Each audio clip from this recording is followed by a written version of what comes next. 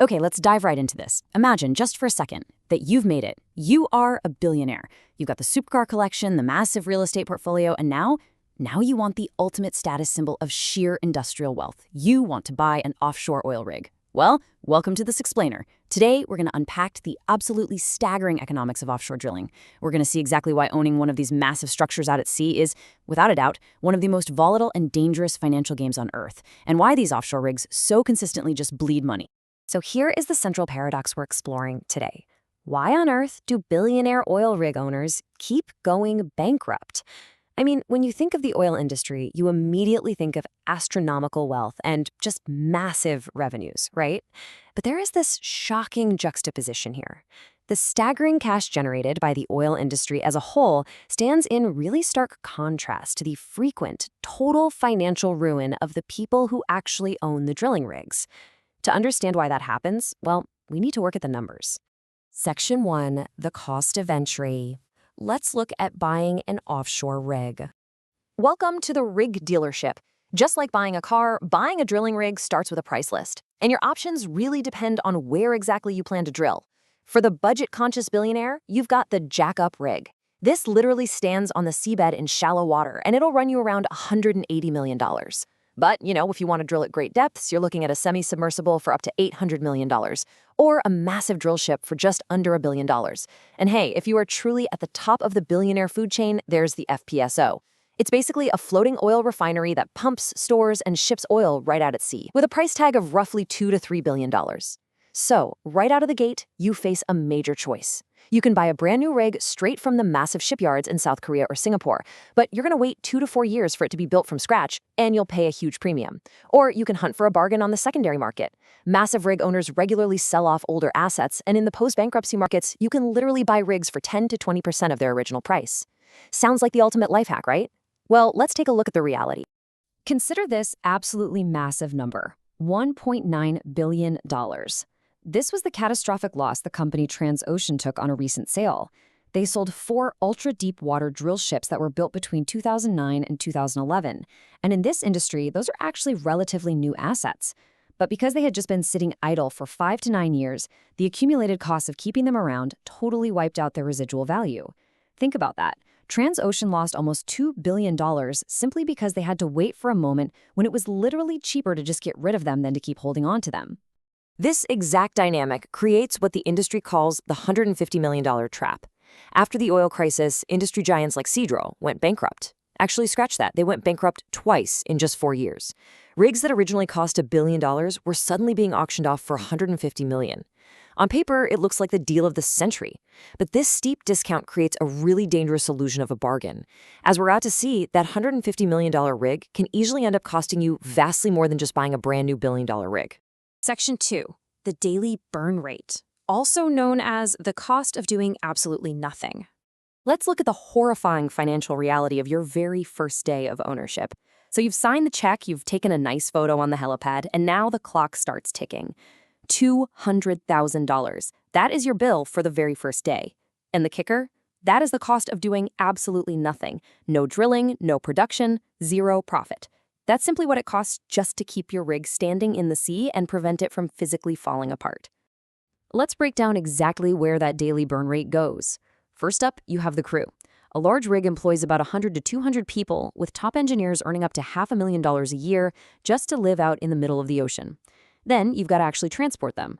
A single helicopter flight costs between $15,000 and $30,000, and you're flying constantly for crew changes and spare parts. Next, you need supply vessels to carry food, water, and fuel, which run about $30,000 to $50,000 a day. And finally, the dreaded insurance and regulators. Insurance alone for a deepwater rig is 2 to 5% of its entire value per year. That's up to $40 million annually just for the policy. You put all of that together, and your deepwater rig is burning through $70 to $180 million a year, quite literally just to exist. And this brings us to the ultimate golden rule of the rig business. As they say in the industry, a rig without a contract is not an asset. It's shit. It's blunt, but it's completely true. If your newly purchased bargain rig sits idle without a contract for even a single year, it eats up your entire bankruptcy auction discount. By the second year of downtime, you are mathematically in the red compared to someone who just bought a brand new rig for $1 billion and immediately leased it out. You simply cannot afford to just own a rig. You have to put it to work immediately. Section 3. The revenue roller coaster. Let's talk about volatile day rates. So how do you actually make your money back? Well, it's a really common misconception, but oil majors like Shell, ExxonMobil, and BP, they do not own the rigs they use. They deal exclusively in oil. They definitely don't want to shoulder a $200 million annual liability. Instead, they lease them using what's called a day rate. And that rate is an absolute roller coaster. Basically, the major pays you a fixed amount for every day the rig is drilling. Back in 2013, the rate reached $650,000 a day. A 5-year contract signed back then could easily earn you $1 billion. But just 3 years later, in 2016, it crashed to $150,000 a day. Then it dropped again during COVID. Now, looking at 2025 and 2026, top-tier drill ships are finally back to commanding around $450,000 to $500,000 a day. This extreme volatility means a super lucrative contract signed 1 year can become a literal bankruptcy sentence if you sign it just 6 months later. Remember John Fredrickson, the founder of Seadrill, who went bankrupt twice? He understands his business better than absolutely anyone on the planet, but he still went under because of these wild, unpredictable swings. So why does the rate swing so violently? Well, because you are completely at the mercy of a geopolitical chain reaction. A global event occurs, maybe OPEC meets in Riyadh and increases production, or the Strait of Hormuz is closed, or a military blockade is announced. Instantly, oil prices shift, war risk insurance quadruples, supply vessels can't even reach you. Suddenly, day rates plummet, and the major oil companies scramble to renegotiate or just totally tear up your contract. As a rig owner, you control absolutely nothing that actually matters. You are entirely at the mercy of global politics and oil prices. Section 4. Catastrophic billion-dollar risks, moving from financial ruin to physical failure. Now let's imagine you are incredibly lucky. The day rate is fantastic, oil is expensive, and global geopolitics are surprisingly stable. Can you finally relax? Absolutely not.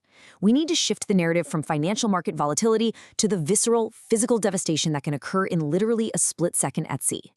There are 3 names that absolutely haunt this industry: Piper Alpha, Deepwater Horizon, and the Alexander L. Keeland. These highlight a terrifying, compounding, historical precedent of total loss. Take Piper Alpha in 1988, for example. A simple gas leak during routine scheduled maintenance led to a spark. Within just a couple of hours, the largest rig in the entire North Sea turned into a pile of molten iron at the bottom of the ocean, tragically claiming 167 lives. It was so catastrophic that it completely rewrote global safety regulations overnight. And to understand the true financial ceiling of your liability as a rig owner, you just have to consider the staggering aftermath of the Deepwater Horizon explosion: $65 billion. Let that sink in. When a $500 million platform sinks, the cost of the hardware itself is actually the least of your worries. Between massive environmental investigations, huge fines, and lawsuits from entire coastal states, the bill can reach levels that would instantly annihilate almost any company on Earth. But perhaps the most terrifying example of all is the Alexander L. Keeland. It wasn't an explosion, it wasn't some massive freak storm. It was just a tiny, microscopic crack in a weld that was left during the design phase.